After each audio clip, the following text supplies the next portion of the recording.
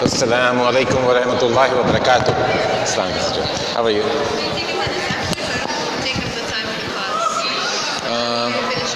Sure. Okay. Assalamu alaikum.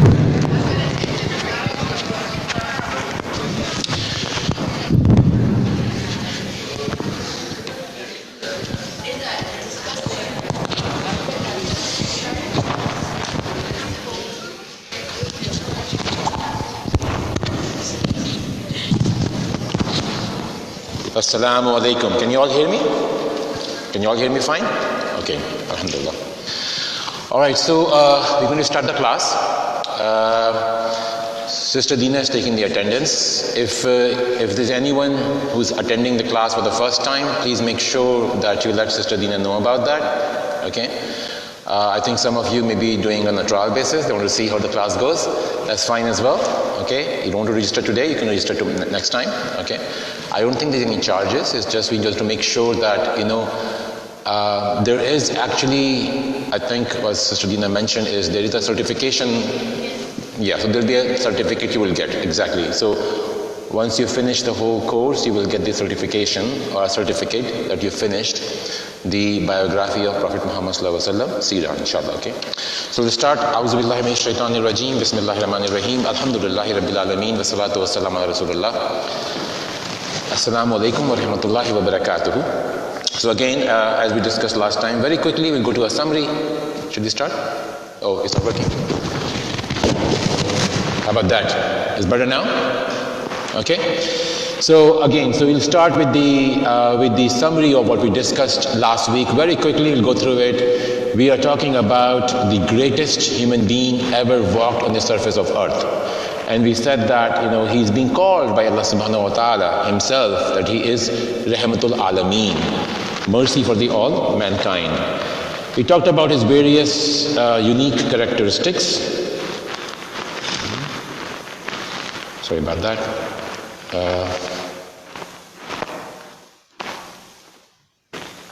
I can't move this slide for some reason.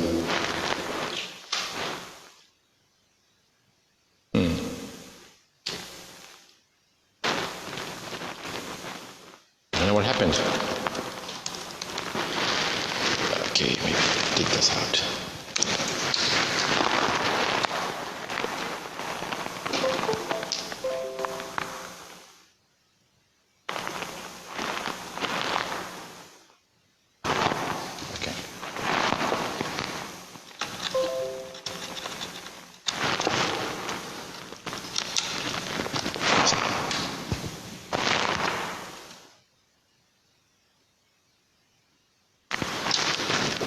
All right, let's note this out. So we discussed last time the purpose why we are studying the Seerah, because we all have gone through that. We also discussed the unique characteristics of Prophet Muhammad sallallahu alaihi wasallam, and the unique characteristics that only apply to Prophet Muhammad sallallahu alaihi wasallam, right? Doesn't apply to anybody else. Okay. And someone said Sadiqul Amin, right? That he was trustworthy, and he was called trustworthy, and he always speak the truth. And that is true, right? That's also true.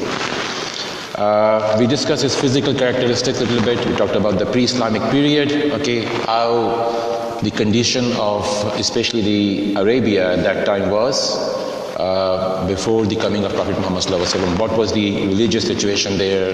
What was social situation there? What was the political situation there? And so on.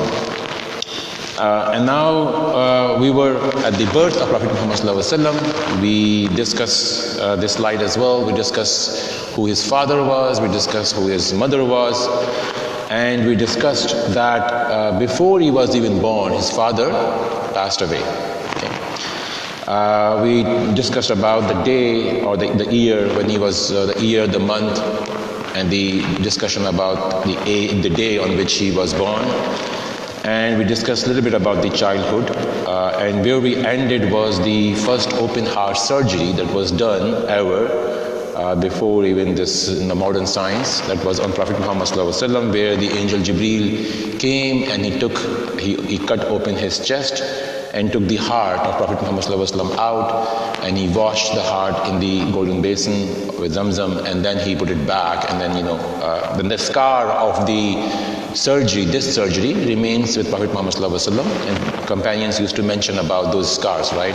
And there was another time, and we'll talk about this later in the Seerah, that this surgery was done one more time, right? So we discussed that, and we discussed, that I think we are here at this stage. Any questions so far from what we have studied? Okay. So we're discussing now the age 6 to age 9. Okay. When he was at age 6, okay, his mother, Amina, passed away as well. So he was just, imagine, he was already orphan, his father passed away, and now his mother also passed away. And there was this lady, Ayman. Ayman was a servant who was given by his grandfather to his, to his father and mother, or to his mother basically, because father was passed away, to take care of Prophet Muhammad sallallahu alaihi wasallam. Actually, before that, his grandfather before he was even born, Ayman was a servant who was given by his grandfather to his son to help his son and his wife in their day-to-day households, right? So Ayman, from the lady's perspective, she was the one who started taking care of Prophet Muhammad sallallahu alaihi wasallam. And Prophet Muhammad sallallahu alaihi wasallam, from the family perspective, he came into the care of Abdul Muttalib. Abdul Muttalib was his grandfather. But when he was the age 8, just when he was age 8, his grandfather, Abdul Muttalib, also died. So you can see from this, so far, you can see that he was already going through a lot of hardships and difficulties, right? At a very early age, he became orphan multiple times. First his father passed away, then his mother passed away, then his grandfather passed away. So why orphan? The question is why he was going through, why he became orphan. Allah could have raised him in a very, in a palace, in a king's place or something like that, right? Or he could have been living in a household where there's so many people, his father, mother, grandparents and all that taking care of him. Or why Allah made him or choose him to be an orphan at early age. A scholar says, and again this is a scholar's opinions, okay, scholar says the reason for that is because Allah himself wants to take the responsibility of taking care of him. In other words, a scholar says the reason for that is because Allah doesn't want anybody else to claim that he is so and so because of me, right? Or take any favor, any favor he can take, that I did that favor on him and that's why he's become prophet, right? Allah doesn't want to give any opportunities like that to anyone, because Allah says basically Allah is saying you are in my care, I will take care of you. That's the one reason scholars give. And also scholar says that when person become orphan, right, when person is going through an hardship at the early age, right, that is also developing certain qualities in the individual, right? This young child, Prophet Muhammad sallallahu alaihi wasallam at that time, right, he was developing some qualities in himself. Like what? Like he's becoming mature early on. He's facing the hardship. The people who, like us, alhamdulillah, we have parents, we're living in a luxury, in a life where we have luxuries in and around us, parents take care of us and so on, right? We sometimes does not realize or did not face those kind of hardship, and we did not develop the maturity so early, right? Because we didn't have faced those issues, so we don't become mature so early. But for Prophet Muhammad sallallahu alaihi wasallam, being a prophet, Allah wants him to get mature early on, right?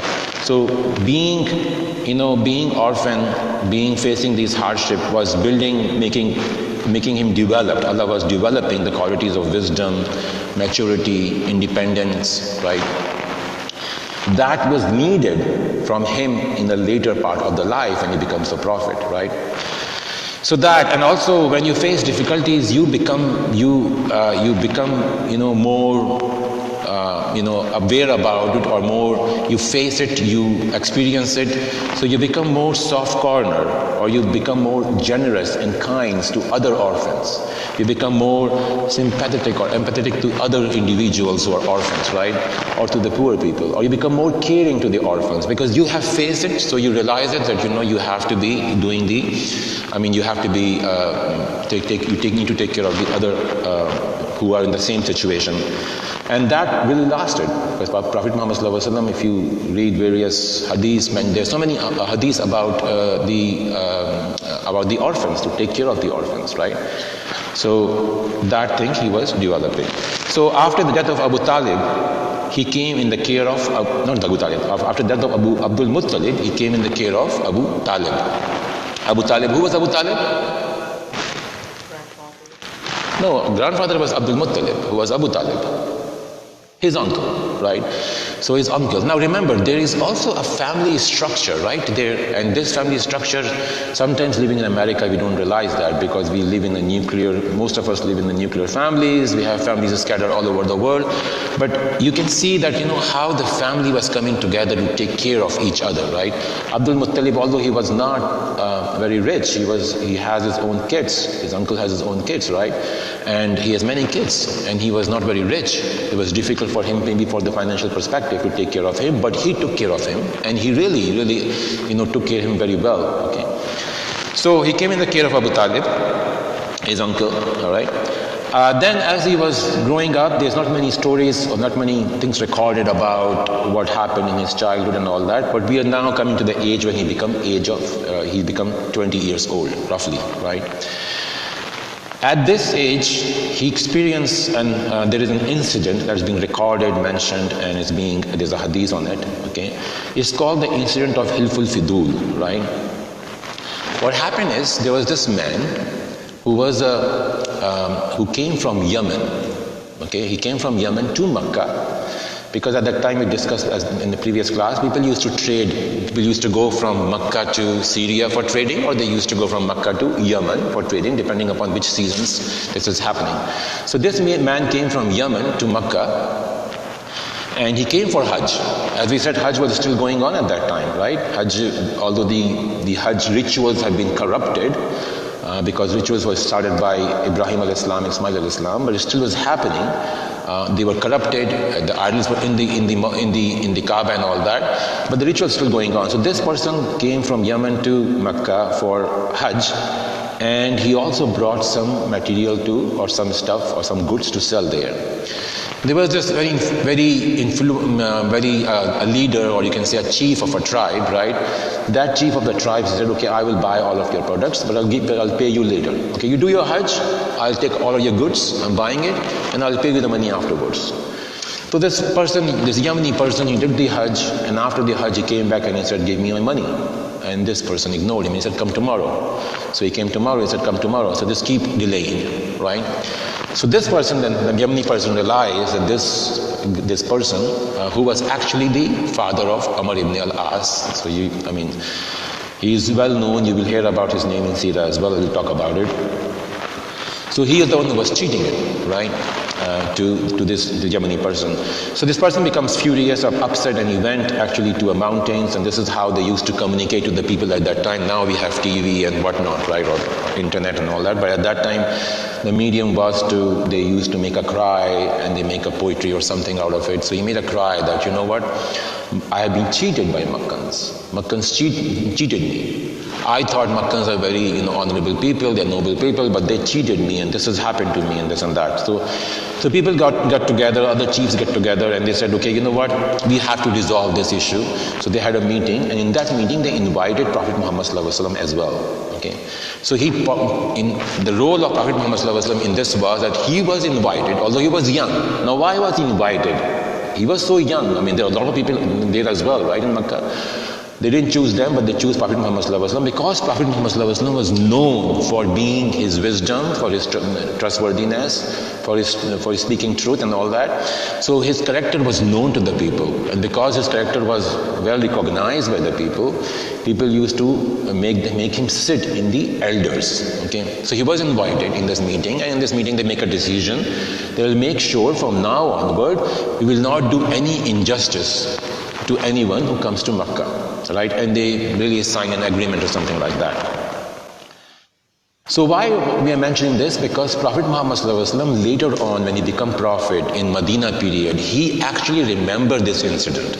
Now remember, at this time the wahi hasn't come, the revelation hasn't come to him. So he's not a prophet, he's not a Muslim, right? At that point.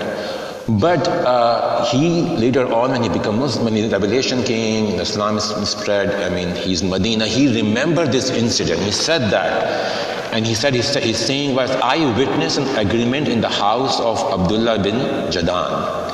And this is the house where they have a meeting and they discuss what needs to be done. It was more appealing to me than herds of cattle. Now herds of cattle, camels for example, right? That's a lot of money. Herds of cattle is a lot of money, right? So he's saying that this is more important, that making an agreement or coming to an agreement on that day was more important to me than a lot of money. Somebody would have given me a lot of money, I would have refused that, because to me that was more important. Even now in the period of Islam, I would respond positively to attending such a meeting if I were invited. Okay, and this is recorded in Ibn Hisham. So basically he is what? He is recognizing that he did that, and he's encouraging people to do that, right? And he's saying, what is this? There was an injustice happening on this person, and Prophet Muhammad ﷺ and the other people at that time make an agreement that we would not let this injustice to happen again. So this is important, and especially for all of us it is important. What we learn from this is a number of lessons to learn. Number one, he was involved in the society actively, right? There's this incident, and there are other incidents as well that tells us that he was already, before he becomes a prophet, he was already involved in the society. He was doing good things for the society, right? Like, in this agreement, he said. He stood up for the rights of the people who were oppressed, okay? And now, even when he was become Muslim, he was remembering that. That also tells us that even if the rights of a non-Muslims is being, is put on the line, you have to stand up. In other words, when the oppression is happening oppression doesn't see whether you are Muslim or non-Muslim. Oppression is happening on anyone, we have to stand up, right? And that is the general thing in Islam. So whenever you see, we all know about the ahadith on the various ahadith on the oppression, right? That and even have a process there, that if you see an injustice happening or oppression happening, what do you have to do? If you see something in some injustice happening or some oppression happening, what's the first thing you should do? Fix it. Okay, how do you fix it? Yes, the first step is, if you can fix it through your hands, right? If you can stop a person doing, for example, fighting, you do that, right? You do with you physically, you stop the oppression happening on anyone, right? Muslim or non-Muslim. What's the second step? If you can't do that, what about, go ahead. Say it again. Tell someone, or in other words, speak out, right? Either you tell someone, if you don't have authority, you tell somebody else who's authority, right? For example, something is going on in this class, somebody is oppressing someone, you report to the teacher or you report to the organizer, right? That is, if you can't do it, right? Or if you can't do it, if that's not the case, go ahead. You kick the people out. So kick means like, but that will be physical, right? That's the first step, if you can do that, right? That's the first step. If you have an authority to do that, and that's the first step. Somebody is telling them the oppression going on, you taking physical action on that, right? That's the first step. But if you can't do that, the second step is, as you said, you report or you speak up, basically, right? Or you speak against it. You say this is wrong, you cannot do that, right? Or you write articles in today's world, you use social media, whatever ways you use, right? to speak out against the oppression. If you can't even do that, because in certain situations you can't even physically stop the oppression, you can't even speak out, what do you do then? Say it again? Very good. You just know that the oppression is bad and you feel bad in your heart. I mean, you still realize this is bad, right? And you feel bad in your heart that this is wrong which is happening, I couldn't do anything. And that's the minimum level that you can do, right? That's the minimum thing, that's the least thing you can do. You understand? So whenever the oppression is going on, what's the first thing we should all do is, we have to rise up against the oppression. We need to stop the oppression physically if possible. If we can't do that physically because we don't have authority, we speak out against it. In various ways we speak out, it could be writing as well. And then if you can't even do that, right? Like in America, you live in America, you all of us, one of the lessons learned from this is that speaking is at least allowed, right?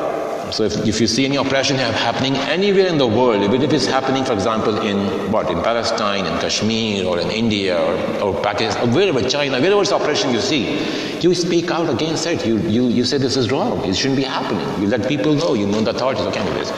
So that, and also what we learn from this is, as a Muslim, we should be in forefront for the social causes, okay? We should be the ones who should be in forefront in whenever there is, community effort is involved, community work is being done. We should be in the forefront.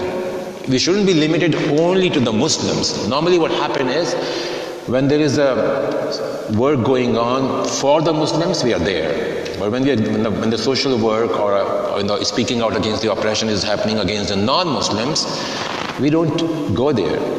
But that's wrong. I mean, these are humanity issues. Oppression is like a humanity issues, and that's what Prophet is telling here, because he was non-Muslim at that time, and remembering the incident later on, right? So, in general, we have to stand up against the oppression. And we have to establish a connection with the society. Prophet Muhammad what it shows is that Prophet Muhammad was already having a connection with the society. He was worried about the society. He was involved in the society. You cannot be aloof or alone that I'm a Muslim, I'm not going to be involved in these issues. You have to be connected with the society.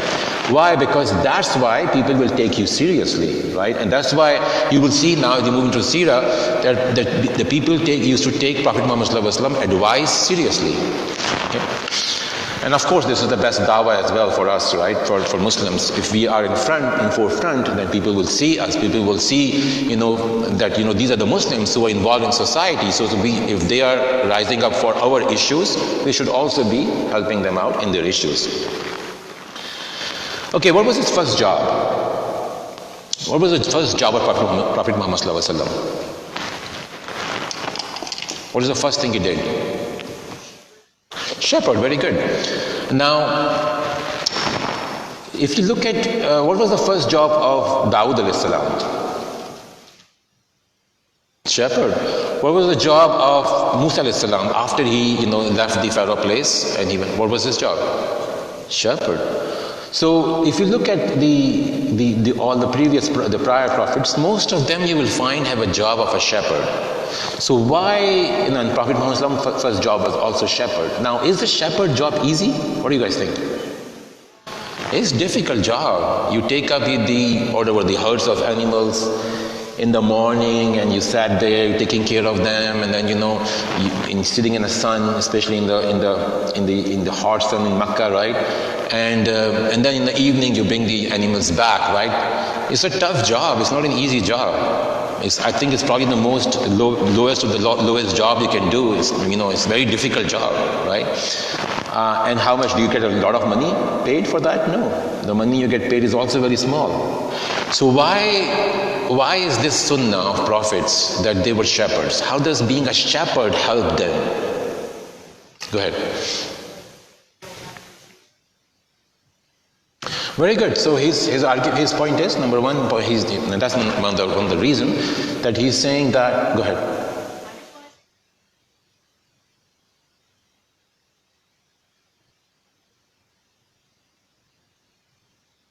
Okay. So next answer has to come from the sisters. Very good, Jazakallah khair. Right. Yeah, so number one is, as he said, that it develops a lot of patience in the person, in individual, because he has to take care of these animals, right? And he's waiting for the day to over, for them to finish the grazing and all that, the animals to finish the grazing and all that, right? So it develops patience. Any other reasons, girls, from this side? Go ahead.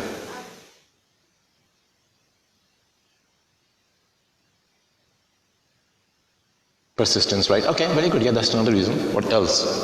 Boys, go ahead. Go ahead.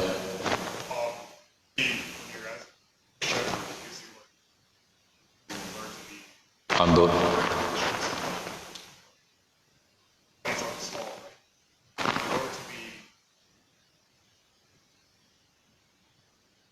Very good. Yeah, that could be another reason. Being humble.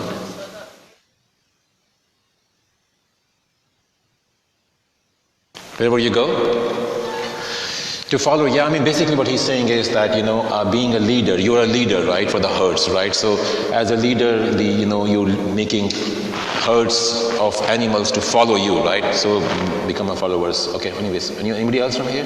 Go ahead.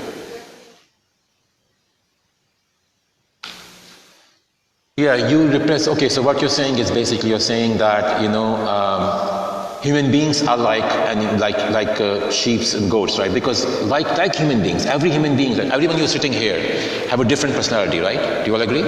Everyone has a different personality, right? No two people are exactly the same, right? Some of them are soft, some of them may be harsh, some of them may be, easygoing, some of them are maybe more, sincere, right?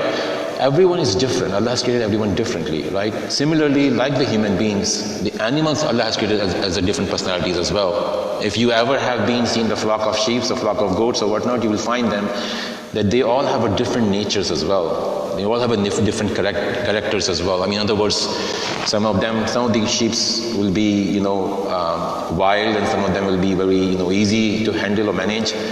So by managing the herds, I think that's what she was trying to say, by managing a lot of, animals or herds of sheep, you learn how to deal different kind of personalities. You know what I mean? So eventually that would help you. You can apply, or that helps you manage a different, type of people in your respective jobs, right? In this case, he's a prophet, right? So being a prophet, he has to deal, he has to manage, he has to take into account the different personalities, right? And that's maybe the reason Allah made them. Okay, so go ahead. So very quickly, sheep are like human beings. We talked about that. It gives the yeah, we missed this one. I think you missed this one. When you are going in the morning and you are sitting there taking care of the sheep and the herds of sheep and all that, and then coming out in the evening, you get ample time because you're just sitting there and protecting the sheep, right? You have time to think and contemplate, right? You're interacting with the nature as well, right? Today's world, how many times you go out in the nature? How many times you go out in the nature? Like in this whole week, how many times you went out, or you get time to think and contemplate? Very rarely, right?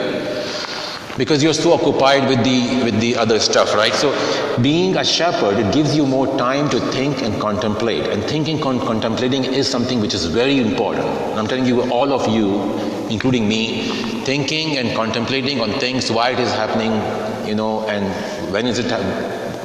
Thinking about those concepts, thinking about questions somewhere? Okay. So wondering about your purpose, thinking about, the creations of Allah subhanahu wa ta'ala around it, why are there and so on, that helps, right? So that simple lifestyle, somebody said, will make you humble. Of course, the shepherds are soft and tender towards the flock, but are brave and courageous to fight with wolves. So that gives you, it makes you develop that as well. That you have to have courage when the enemy comes in. That you can stand up against the enemy, and also to show that shepherd is the lowest job. We said, right? And then Prophet Muhammad becomes prophet, and the whole Arabia accepted Islam, right? And he was the head of the state. So this is also Allah is showing that you are at the bottom and you can, even if you are at the, I mean, right now, if you are at the bottom, you can reach at the top. You can reach at the top. Okay. So it's not like, if you are right now has a lowest job, right, that this is what it will be, right? Things can change for you, right? And Allah is laying down the path that, if you follow that path, that can change you the whole, that can change your whole life. So in other words, a person can rise from the bottom to the top, right?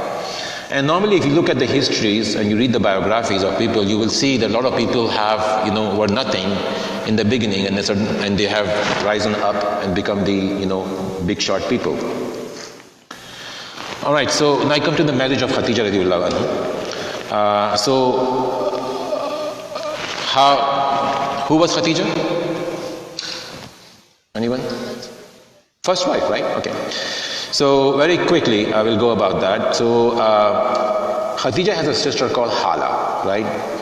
Hala has herds of animals, and she has hired some shepherds to take care of them. One of them was Prophet Muhammad sallallahu alaihi wasallam. There were two of them. One of them was Prophet Muhammad sallallahu alaihi wasallam. So Prophet Muhammad sallallahu alaihi wasallam and this person, another person, they used to take care of Hala's herd of sheep and goats or whatnot, right? And Khadija radiallahu anha once was visiting her sister's place, and her sister praised Prophet Muhammad sallallahu alaihi wasallam, saying there was this man who never comes and asks for his money, because he was paid for the money for taking care of the sheep and goats, right? But he never comes and asks money to me. He sent the other guys to come and get the money for him as well, right? And she praised her about the nobility of Prophet Muhammad sallallahu alaihi wasallam. And then Khadija radiallahu anha, I mean, at that time she was, not the wife of Prophet Muhammad sallallahu alaihi wasallam. She was a rich woman, right? She was a rich woman. She was already divorced before. She has, because she was rich and she has to do trade, right? So she has to send people to Syria for trading, and people used to cheat her. She herself could not go. She used to send somebody else to go there and sell her products there and come and bring it back, the profits, but people used to cheat her.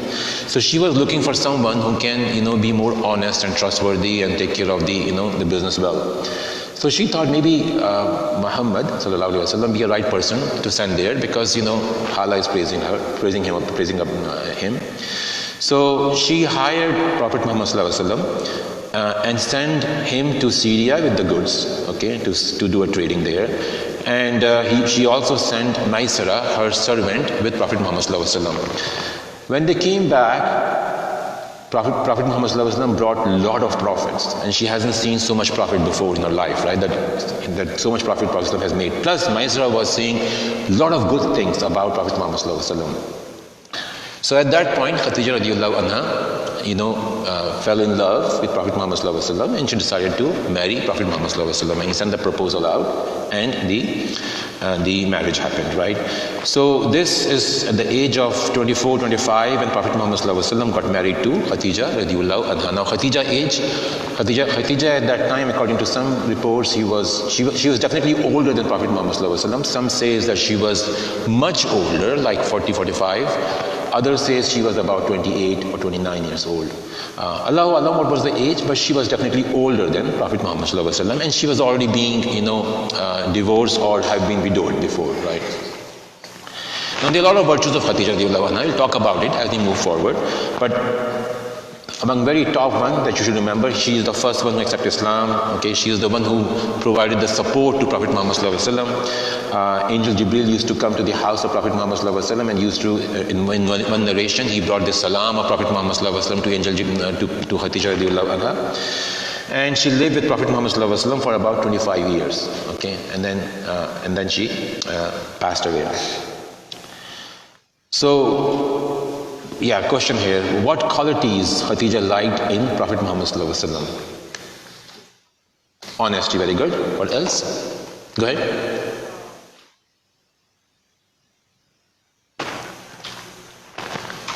So honesty, and that developed the trustworthiness, right? Or being trustful. Go ahead. Loyalty, right? Loyalty as well. Generosity, yes, you can say that as well. Go ahead. Kindness, right? Okay, all of these are good qualities. Go ahead. Empathetic, very good. Okay. Go ahead. Modestness. So modesty, trustworthiness, honesty, these are the things that makes people like the other individual, right? Not the money and all that thing. Prophet Muhammad Sallallahu Alaihi Wasallam was not very rich, right? He was very poor. I mean, he was doing a shepherd job, right? But what Khadija liked in Prophet Muhammad Sallallahu Alaihi Wasallam was modesty, honesty, trustworthiness, and caring and all that. Now let's come to the children of Prophet Muhammad Sallallahu Alaihi Wasallam. How many? Okay, go ahead. You raised the hand already. So the question is, how many children Prophet Muhammad Sallallahu Alaihi Wasallam had? I can't hear you.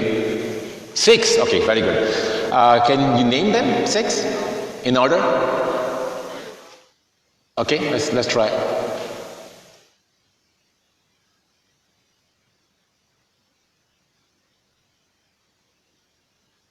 Asiya, you said? So Fatima, Aisha, Kulsum. Aisha was the daughter of... Okay. All right, so I think we got 3. Fatima, Kulsum, and you said Zainab. 3, okay. What else? Go ahead.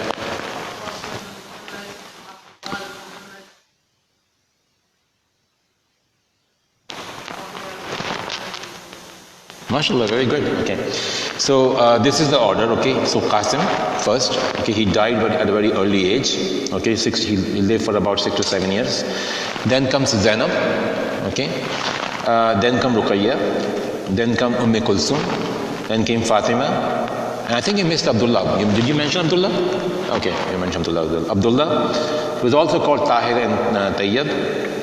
Both nicknames goes to him. And then Ibrahim, okay, and Ibrahim died in 18 months, okay. Now if you look at that, Allah blessed Prophet Muhammad Sallallahu Alaihi Wasallam with children, both boys and girls, right, or sons and daughters, but all of his children died except Fatima radiallahu anha in his lifetime. You can imagine, for parents of a mother or father, if one child died, right, it's a big thing, right? But for Prophet Muhammad Sallallahu Alaihi Wasallam, he experienced the death of pretty much all of his children. They all died in front of them, except Fatima radiallahu anha. Even for the Fatima radiallahu anha, he knew that she's going to die very soon because, he told her before his death that you will the first one to see me. Right? In other words, you will come to me you'll die in few months. Okay. So you can imagine how much hardship she faced. Okay. So again, why Allah gave him so much hardship? The question is, why Allah gave him so much hardship? Go ahead. To be grateful, and that's very good. I mean, that's very profound. We Muslims have to be grateful to Allah subhanahu wa ta'ala in all aspects. The hardships are also meant for us to be grateful to Allah subhanahu wa ta'ala, right? Go ahead. Yes, you realize, what your position is. You are nothing. You don't run the affairs of the world. You don't run the affairs of... Allah runs the affair, right? Go ahead. You make me emotionally strong. Very good. That's true. Make you emotionally strong, because everyone has to die one day, right? I mean, all of us has to die one day in front of somebody, or somebody has to die in front of us, right? So the hardship will come to us. But for Prophet Muhammad Sallallahu Alaihi Wasallam, being a prophet, and again, he's a prophet, right? So everything he has experienced has to be the most, right? And in this case, he experienced even this hardship the most, one of the most, that you can expect, right? Again, to know this life is a trial even for the greatest human being. We should remember that, okay? This life is a trial for everyone, right? Even for the greatest human being ever walked on the surface of the earth, Prophet Muhammad Sallallahu Alaihi Wasallam, it would be a trial for him as well, okay? That's what Allah subhanahu wa ta'ala is giving a message here, right? Relationship with Allah is established. When you face the hardship, then you run towards Allah subhanahu wa ta'ala. And a person, for example, fail in exam or, lose his job, where does he go? He run to Allah subhanahu wa ta'ala. At that time he realizes, okay, you know what? I have to ask Allah subhanahu wa ta'ala or make dua to him. Have to have patience. It gives you patience when you face the hardships. And by hardship, the heart becomes soft as well. Also, his son died, and people say, can you imagine? He lost both the sons, Ibrahim and Abdullah, right? People can say why his sons could have lived longer, right? And there is a wisdom behind that as well. As Prophet Muhammad has said that, if my son would have lived, he would have been. Say it again? I didn't hear it loudly. Don't be shy. If my son would have been lived, he would have been a Nabi. Very good. So, but there couldn't be any Nabi after that, right? He's the last Nabi, he's the last prophet, right? So that's one reason. Second of all is also, we will talk about it if we have a time, maybe after this Seerah class, the history of Islam.